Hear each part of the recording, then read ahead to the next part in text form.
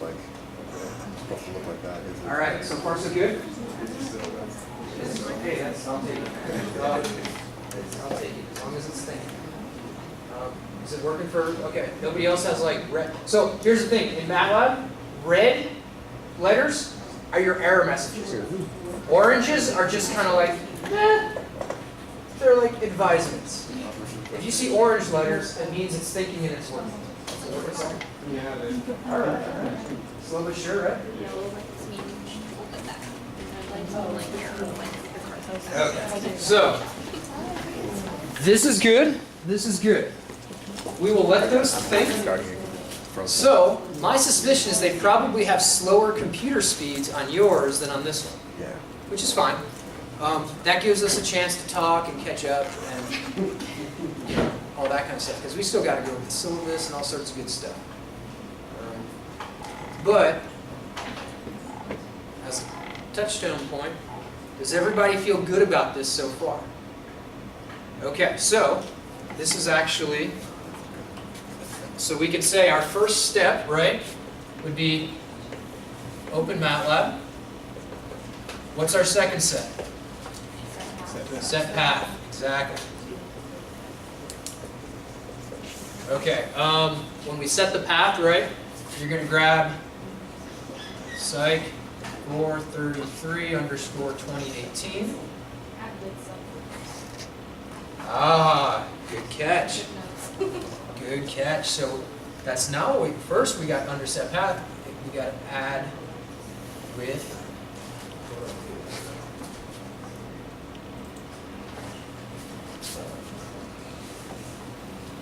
subfolders. And then add with subfolders. Then we do Psych433 _ 2018. Then we're going to hit essentially, it's not save, is it? It's just close. Close. And then no. You guys able to get that in your notes? Okay. So I thought it'd be a little easier to handwrite stuff because we're already typing and stuff like that. Yeah. So, okay, so let's see here. And then, right, step 3, we typed EEG lab. Is it still thinking for you guys? You just get the blue screen pop up yet? Still busy? Jeez Louise. All right, well, that's a good time to talk there. All right. So I'll leave that up there for now. Why don't we spend a little bit of time, let that think for now, and see how it goes? I'm sorry? It's a big house, yeah. It's a big house to clean. Well, they say more money, more problems, and so you get the bigger house, you get more problems, more space to clean. But I hate it when that happens, right? So, okay, so let's see here. So, if you guys were following along in our overview, we were kind of working on this middle part in the download section. Let's come back and start talking about some other things on the introduction, some of the syllabus stuff. You guys want to talk about some of that fun action? Okay, so let's talk a little bit about the class. How many of you guys have had a chance to cruise through the syllabus at all a little bit? Nobody? A couple people? Okay, yeah. So it's a little bit meaty. There's a lot of information in there. So I'm going to see if I can kind of distill it down for you guys. And obviously, feel free to hit me up with questions or things if I can help clarify along the way. And please definitely throw your hands in the air and wave them like you just don't care if once the MATLAB starts to work and you guys get that blue screen up.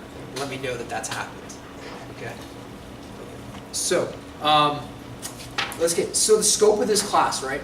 We already touched on this a little bit, right? I'm going to try to cover lots of stuff to work together with you on in terms of neuroscience, cognitive psychology, research methods, statistics, all sorts of good stuff. And the goal, well, there's a couple goals. One is to give you an employable skill, right? There's a very different goal for the most part than most of your college classes, where your goal is to regurgitate some information from a textbook into a test, right? And the question is kind of like, well, how is this going to get me paid? Right? Okay, so I wanted to use this class to teach you an actual skill. Okay? And so that's one of my goals. I want to learn how to do some new stuff. That is, how to work with data, how to work with information, how to do research. Okay? Another big sort of goal of the course is to kind of be able to do that in a troubleshooting way. So just like we're kind of learning from today's experience, right? Sometimes we gotta come up with a creative solution or take a step back and think, oh wait, it says busy at the bottom of the screen. Maybe it's working, maybe it's not, but we'll figure that out, right? It gives us a clue by which to help solve some problems and resolve some challenges that might come up. Because in any type of science or research or exploration of anything, especially the human mind, right? We're going to have some mistakes. It's an uncharted territory. And as much as that is exciting, that also means it means that we'll have to sort of rechart some courses on occasion. So we'll do that. And when we try to crack this code of the human mind, consciousness, unconscious activity, conscious activity, our thoughts, our memories, how we're learning, right? Those are really tough codes to crack. And the way that we can capture that, using some of this kind of software to work with the data, is by characterizing data. If any of you guys aren't familiar with computers, it's basically packets of ones and zeros. And so when we understand brain activity and neuroscience and what's happening in here, it's by breaking it down to ones and zeros and then reconstructing those ones and zeros in a meaningful way that our software here is going to help us to do and translate into really pretty pictures about brain activity. It's really cool stuff. Right? So we're going to fill in that middle spot for you guys that you don't see in your other classes. Right? In the textbooks, you see the really pretty brain pictures. You never really see, how do they make that? Where did that come from? That's the action that we'll be talking about here. So that's kind of the idea. And we're going to work a lot with Matlab. We're going to work a lot with Blackboard like we've seen a little bit today. We're going to use that as an interface to download stuff. I might create a Google Drive that we can all share files with and download from, okay? So we'll be working on that. We'll be working with Excel, okay? We'll be working with Windows, and we'll be working with some other software for collecting data too. So lots of different stuff, but it'll all be very manageable. And again, I'd like to use it as a class to prepare you as professional scientists. So I'm going to treat you like professional scientists. That's exciting. You know, we're gonna really do that and make it happen. How many of you guys have recorded brain activity before? How many of you guys have had your brain activity recorded? People? Yeah. What did you have? I had an EEG. All right. What'd you have? EEG. No MRI. EEG. Yeah. MRI too. Yeah. I've had a bunch of them too. I ended my college wrestling career in a bunch of concussions, and so I had to get my brain all measured. Turns out it's still there and everything, so it's nice to see. So yeah, we will get to do that, and we'll get to record some of your brains, hopefully all your brains, and you get to do that for your other classmates there. So let's take a look at some of the details. Second page of the syllabus. By the way, how's your guys' Matlab shaping up? Still thinking? Okay. Well, on a whim, why don't we try, do you guys want to try closing the Matlab and just redoing it? I already did. You did the same thing? Okay. We'll give it a little bit longer, see if it catches up. Second page of the syllabus. Software. We mentioned Matlab. Obviously, you guys are getting a little snapshot of that now. Okay? I promise you guys, it actually does end up working. Okay?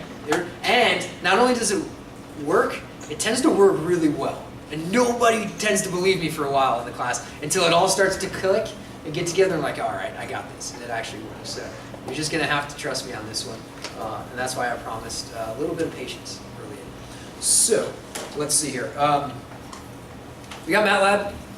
For those of you guys who want to work at home, you can get a student package for $99. It's actually a really good deal. but you don't need to necessarily, as long as hopefully this all starts to work and shapes up. Now there's another goal of the class is to be able to produce a research report, an actual manuscript style laboratory report of your endeavor. Okay? So, you know, Christopher Columbus goes off, sails the ocean blue, finds the new world, right? He's got to go back and tell people about it. He's excited. And so as a scientist, you're going to be excited about what you find, or at least hopefully you should be. You want to tell people about it. And manuscripts, you got to write it down, so that's how we do it. We do it in a manuscript. We're going to follow the scientific method, the process, and we're going to write a couple reports like that, okay? So part of the reports that we'll write requires citations of references in APA format, okay? So APA format can be found in the APA manual, okay? You can buy it if you want. It's a great resource, but I've provided it for you free on Blackboard. So again, saving you guys money. Now, you can use that to guide how you write your references. How many of you guys have had to write references for papers before? How many of you guys had a lot of fun doing it? Whoa, where'd the hands go? You guys didn't have as much fun as I do with it? Oh man, all right. Well, that's because writing references kind of stinks, right? Okay, so what's really nice is there's some very nice software out there that will write your references for you. Isn't that nifty? Okay, so there's 3 of them, some options. One is called EndNote, and that's a commercial one, so that costs about $80 for students. Also, it's usually $350. It's a really good price for students. But if you want the free version, you can use Zotero. Okay, so that's in the syllabus. You can check that out. The library offers support for Zotero, and it's a simple system that allows you to literally just click. It's kind of like tagging your friend in Facebook.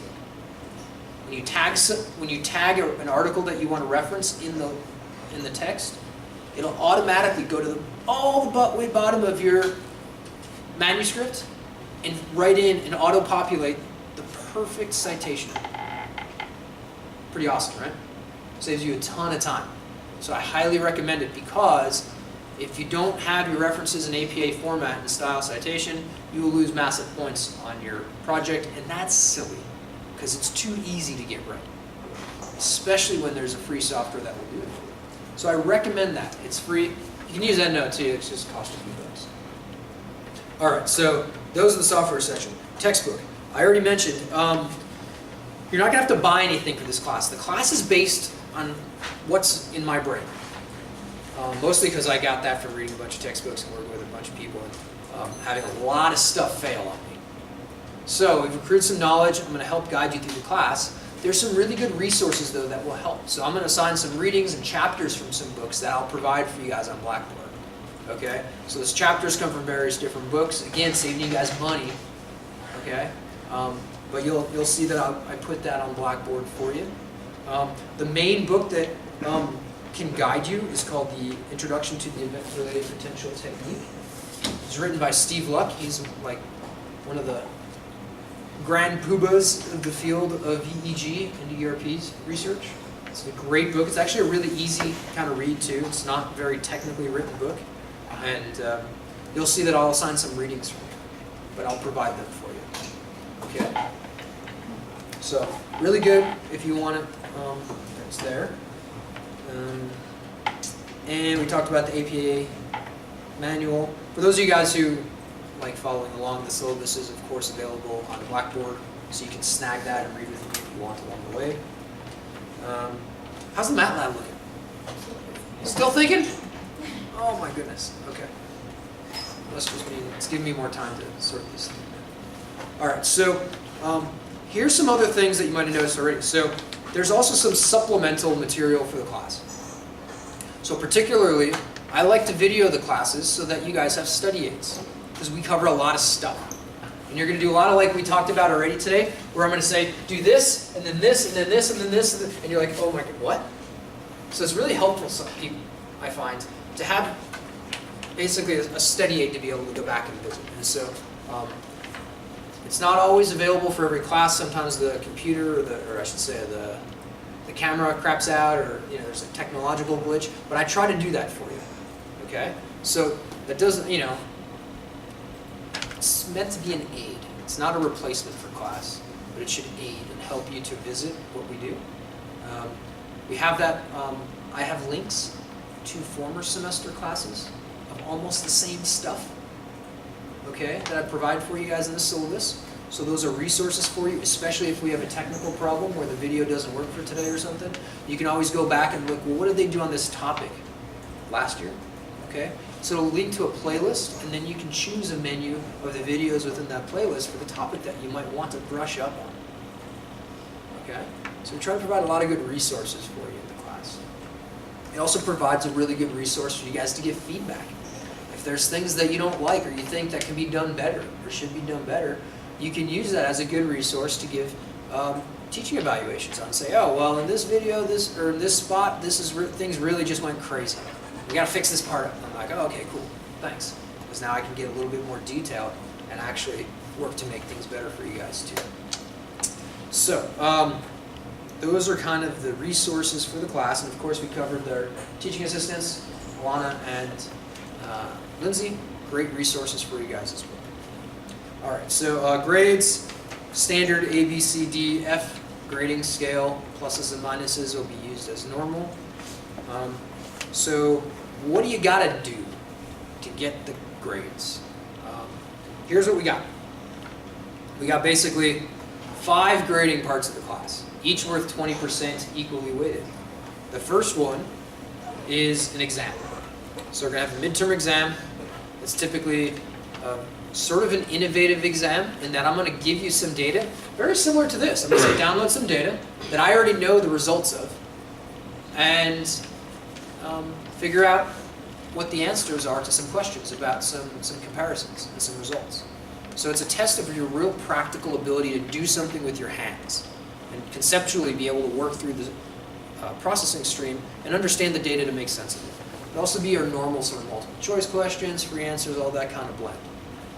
So that'll be a midterm exam. I think it's about, it happens May 1st, but it might happen a little bit earlier. Second part, research paper. So that'll be due ultimately at the end of the class, but it should be a pretty substantial research paper that will allow you to tell the story of what you've been working on. What did you do? What were your methods? Why did you use them? And what did you study? So you want to introduce what am I looking at, and why, and what do I hope to find? So you're going to introduction, methods. You'll describe the results that you found, and then you'll discuss those results and tell people a little bit about what they mean. Okay? There's no page limit to this, by the way. The only requirement you have for that research paper is to say it, whatever you want to say and you need to say, in a way that is sufficient for saying it, in a concise fashion. So you don't want to just blab and blab and blab with a bunch of fluff, right? You guys don't like reading that stuff, and nobody likes writing it either. So you just write, you take whatever space you need to tell that story. It tends to take people between 10 and 20 pages because you have these different segments that we'll go into. So we have that. There'll also be quizzes. So try to pepper in quizzes every day to help you guys keep your grades up by studying on sort of a regular basis. So not every day, but most days I'll try to give you guys something of a quiz. Okay, so some days, maybe on like Wednesdays, or, well, it could be any days, really, Monday or Wednesday. I'll give you guys a quiz on maybe some of the content that we covered last class, as well as the stuff that I said we will cover today, in hopes that you've gone and prepared. Okay? So that kind of dials into one of the core expectations of this class and any college class, right? Which is that there's this built-in assumption that whatever is assigned on the syllabus or assigned in the class beforehand for that day has actually been prepared for and read before you walk into class. And then I can talk about it, and we can explain stuff, and we can clarify things that were weird and didn't understand, and all that kind of good stuff. So you could be tested on that to make sure we kind of help people prepare for that. Let's see here. We'll also have some lab reports as differentiated from the research paper. So the lab reports will be kind of follow-up reflections and reactions to the different laboratory data collection sessions that we have. These are really good opportunities to practice sort of self-awareness and reflection on what it was that we did. And you want to kind of summarize what happened in that day's data collection session, what did you do, what were the methods, and it should include kind of the following sections. Basically, 1, what methods were used in the lab? 2, what results did you find? 3, what went well in the data collection session, right? So what worked? Okay, we worked together as a team pretty good, or this machine didn't work, or the subject didn't comply very well. That would actually be the next part, which is things that did not go well. So you want to include that too. A little section on things that you think we can improve on for the next session. So engage in a little bit of self-reflection, self-awareness, and say, what can I do better next time? Or what can our team do better together? As well as offer some thoughts of, just your impressions. What happened, how did it go, and what went really well that you should remember to do well for the next session. So every time you do a data collection session, we'll have a little bit of that due the next day in class. So you want to have that written and turned in. Sound pretty good? Okay. And the last part for another 20% is essentially class participation. So there might be times when we'll do journal articles that'll be assigned to read, and we might divide into teams and have a battle royale. Maybe one of your teams will be assigned to advocate for the position of that paper's findings and say, this is what they found, and gosh darn it, this is why it's right. And another group of people, you guys might be assigned to be the haters in the bar and just drink Haterade on them all day. And basically come up with all the critical elements of what might be a shortcoming or a limitation of that study that might prevent arriving at the conclusion that they're actually trying to conclude, right? And we could practice having a good scientific discussion about these different articles, which help us learn the literature so that you can write a good introduction and discussion section for your research papers. See what I'm talking about? Okay, so we'll have some class participation and stuff like that. Where's that? So a lot of ways to score points. How's that Matlab shaping up for you? Still thinking? My goodness, has anybody tried just shutting it down and doing it again? Still the same thing? My goodness. Okie doke. Well, I tell you what, how about we take a brief break from the syllabus? Yes, Alex? I think it's not working because I think we need like administrator rights in order to like be able to actually run the EEG lab like under Matlab for some reason. Usually not on the admin rights for that. Because the ones that are online, if you try to close it, it'll ask you to try to do an operation. Oh yeah, I don't know for sure. Why don't I show you guys what I had in mind?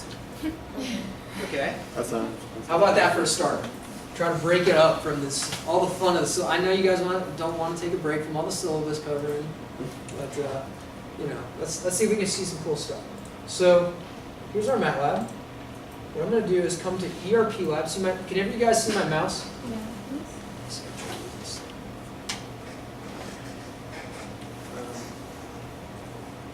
Okay, so we have my mouse there. We're going to grab ERP Lab, and I'm going to load an existing ERP set. You guys don't have to write all this down. I'm just showing you guys for now. We'll come back to this later. And load that file that we downloaded, which is this grand average. Open that. Get all this distraction stuff.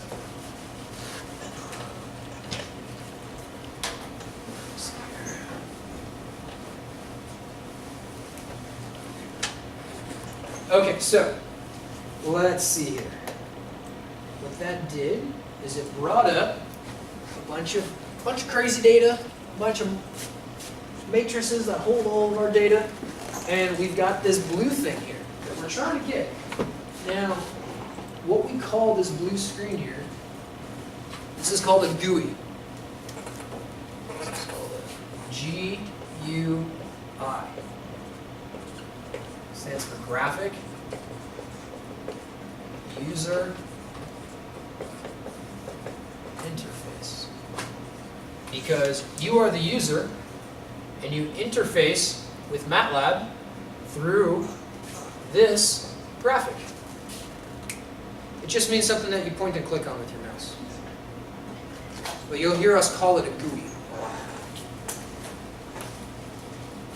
So we have our GUI, and notice that it added this little section called ERP sets, and it gives us our data set. What I wanted to show you was that you can do some plotting functions. You can plot your ERP with scout maps. And let's say we were interested in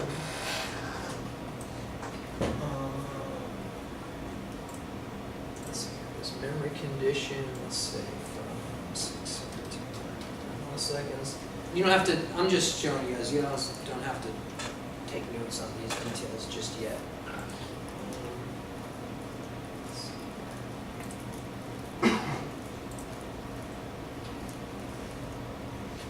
Okay, so what that does is it gives us a plot of brain activity. Anybody ever seen anything like this before? Yeah? You've seen it before? Okay. What are we looking at orientation-wise here? The map of activity in the brain. Okay, exactly. We're looking at a topographic map of activity in the brain. And this is a bird's eye view. So you're looking down on the top of the scalp, like this way. And so it's kind of like looking this way on me. So you have a nose. Here's your left ear. Here's your right ear. Or somebody's right ear. Okay?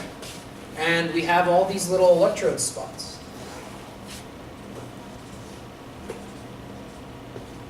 Etc. And so it shows the pattern of brain activity during a certain set of time. And so that's one way to look at it, and that's pretty cool. It shows us a color scale.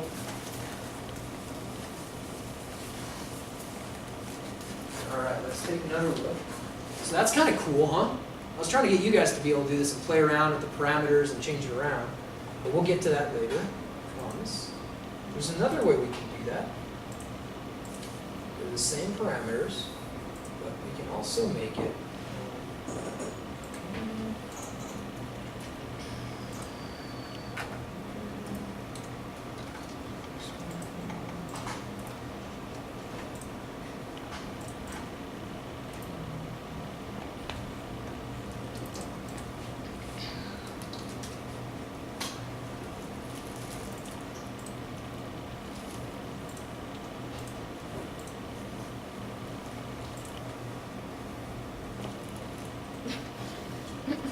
I told you get error messages, right? Sometimes they come along and you have Batman through a bomb at you.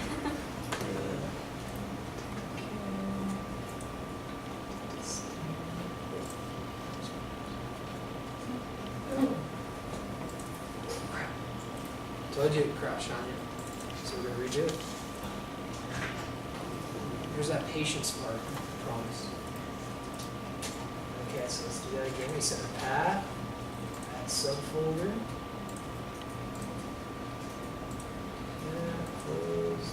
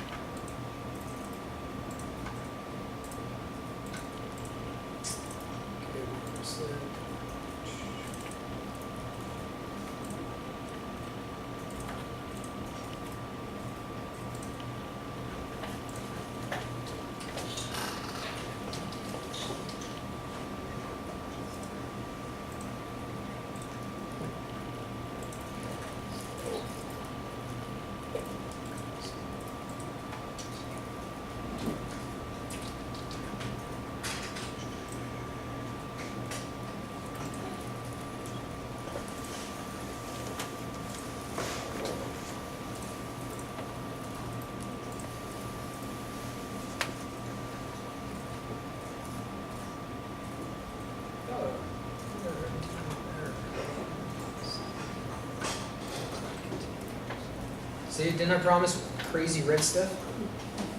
These are the crazy red errors that you definitely go, oh my god! Okay? So, we'll close the program, let it reboot. And this is how science works. But scientists keep persevering. And we do it again if we need to. And we will sort it out. We let it set its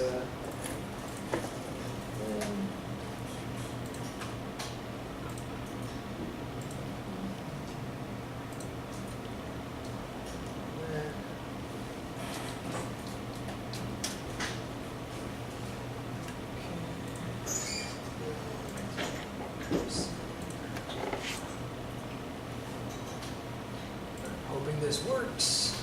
Let's take a look.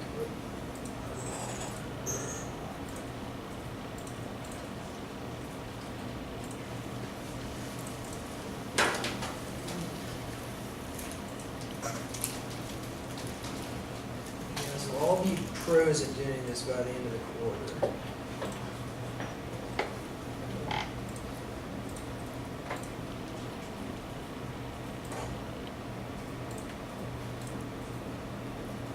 Okay, so we got our 2D scout map. Let's see. For some reason, change locations.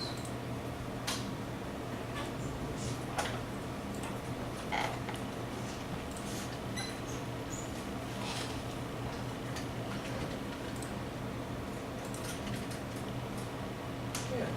This is what I've been trying to show. Isn't that a lot cooler?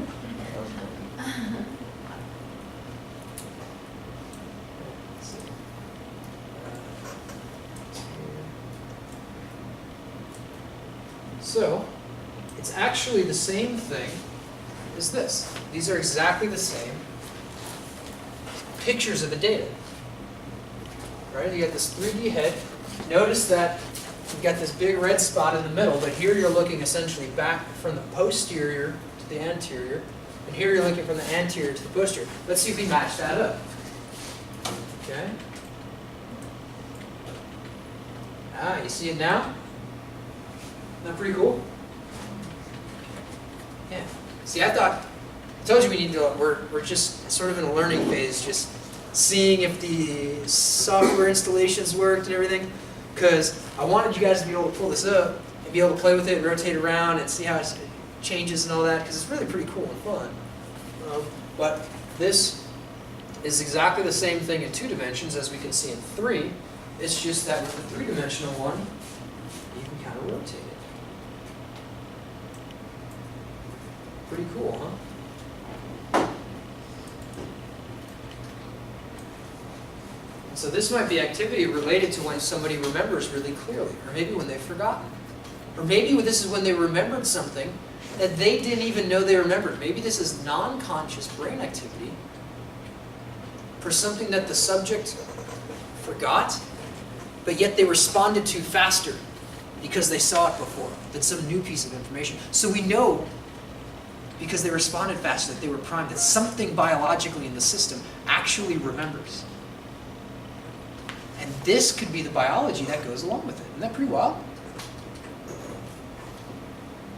Yeah, so we're gonna set you guys up to be able to do this. And that's kind of one of the big goals. And we're gonna go have a lot of potholes and bumps along the way, like we're experiencing today. But that's what science is about. That's the beauty of this class, is that we get to sit and sort it out and learn how to get there, because this is actually part of my dissertation research. So I did for my doctoral dissertation a couple years ago, and it took a lot of problems to get here. We had to come up with a lot of solutions to potholes and setbacks, just like we're seeing today. So it's perfectly normal. Know that it's not going to have your grade affected or anything like that, but we get to learn how to work through this stuff. Yes, sir. Kind of off subject, but I wanted to know, because I've seen it on the website, your experiment for NASA. Oh yeah, sure. So Saul asked a little bit about the experiment with NASA that he had seen on the website that I had done in the summer. I'd be happy to talk about it a little bit. What do you want to know? What was it exactly for? What was it for? So we, okay, so for anybody who wasn't familiar, I got to do this experiment with NASA in the summer at Johnson Space Center for a project called the Human Exploration Research Analog. And what they did is they locked us up like a bunch of little guinea pigs inside a spaceship that would be going to Mars. And it was a big psychology study to see how to basically force strangers get along together and work together as a team, and maybe sometimes not work together as a team. Because that is what we're going to have to overcome, right, as a species together to get footprints on the red planet or back on for a long distance trip to an asteroid or a long stay on the moon or any these sort of things. We've got the technology of rocketry engineering. We're already on Mars. We have the rover there, guys. But why don't we have humans? Well, it's a really long trip. There's a lot of life support systems that we still need to develop, but the technology to land is there. What we can't have are the people, the 4 or 6 people who are going to spend 3 years in a camper together with no fresh air to go out and like catch a breather on, not lose their minds with each other and create team dysfunction, or completely lose their mind and press the wrong button and the rocket ship actually explodes on accident or something, right? Accidents happen because of errors in cognition, in psychology, right? So before we go and do anything, we always practice on the ground, right? We always simulate. That's what this was. It was a simulation of a long duration space flight where they did a bunch of psychological experiments on us, on cognition, on teamwork, on group interaction, group cohesion, cognition, attention, learning, memory. We did EEG in there. I'll show you guys maybe some pictures later. I got like the flight suit on and an EEG on and all sorts of really cool, crazy stuff. And so brain measurements, blood draws, cortisol measurements, spitting in containers for where you can collect DNA from and stuff like that. And it was sleep deprivation too. So lots of really, really cool stuff. And it was just a psychologist's dream of a study, I think. So that was really, really cool. Actually, if you're interested in more details on it, I can direct you to, I think on the 19th of April, so coming up in about 3 or 4 weeks, I'm giving a talk on this at the library at 12 or about 12 o'clock or 12:30 or so. So you can come by, it'll be like a little show and tell, a bunch of pictures, some artifacts. I'll have the flight suits and all that kind of good stuff, and we can talk more about it then. But yeah, it's I'll talk about that all day. So the trick is getting me to stop. And so on that note, you guys still have Matlab thinking and working for you, huh? Okay, that's fine, that's fine. We'll work that through. Lots of other stuff to cover instead. So I wanted to, obviously introduce you guys to some of this stuff here, because this is what we're going to be doing a lot in class. And we're going to start at the back. We're going to make like Drake and start at the bottom, and then we're going to build up. And get it? Because so anyways, we're going to start at the bottom with some of these basic elements of how do we build our pipeline into working through these different menus, and so that we can create some beautiful renderings of brain activity. Okay? And we're going to collect that activity and do all sorts of cool stuff. So, a couple other things. I guess back to the syllabus. So, NIST exams, coordinate with me, let me know. We only have one big exam, so coordinate with me if there's an important reason that it needs to be missed, but it should conform with CSUSB policies on this stuff as the syllabus details. It's really, I should say too, if you miss a quiz, can't really make it up. So be here on time as much as you can, because after the quizzes, we discuss them and we grade them. And so if you come a little late, you're going to hear what all the answers are. And so can't really make that up. So do your best to be here on time for that. And if you can't, don't lose your mind about it, because there's lots of other times to score points. If you just miss one, you should be okay. Just like anything, right? You should have a little bit of buffer there, but do try to make them because they will help with your grades. So it's very easy to fail this class. Generally by not following instructions, not coming prepared, all these normal things that can be tough sometimes. But generally people have found that they're pretty successful in the class. Obviously I work with you guys. If you guys see some errors in the software, stuff like that, that's not going to affect your grade. Just communicate with me. We'll help you work through it. You know what I mean? So, let's see here. In terms of the paper for grading, we have a lot of resources here to help you succeed. So if you turn your drafts in early, then we can try to give you some comments on it. So do try to do that. Take advantage of that, right? We'll get some easy points saved from corrections that you would have had points lost from. So you can send it in to one of the TAs or myself. Their email is on the syllabus, as is mine. And as we move along, please take advantage of that. The people who have succeeded really well in this class before, part of the reason they succeeded is they planned ahead and they took advantage of that resource weeks ahead of time. If you give it to them the day before it's due, they're not going to have time to fix it and then have you fix it from their edits. So if you really plan ahead, you have everything kind of set up to succeed. Okay, so let's see here. We don't grade on a curve for the most part, generally because we tend not to have to. Generally people perform with a curve themselves. People tend to do pretty good in the class, at least within the normal bell curve. And if anything, they would overperform the curve, which meant if we curved it, it would lower everybody's grades. So there hasn't been a need to curve it. Some expectations for class. Basically, I'm going to treat you guys like adults because you are adults and you deserve that respect. I'm going to try to give it to you, but I'm going to expect the same kind of expectations from you guys. So I expect you guys to act like adults in terms of coming prepared, having the materials read beforehand, and being prepared to stay on task throughout the class. I know it's a long class. It's 5 hours total of a lab session and all this kind of stuff. We'll have breaks in between. I know it's long, but you got to stay on task though as much as you can. And I know how hard it is to stay on because I got to stand the whole time. It's a really long time for me to talk. So I'm with you guys on this. I didn't pick to make this 5 hours, okay? But we'll break it up into little segments.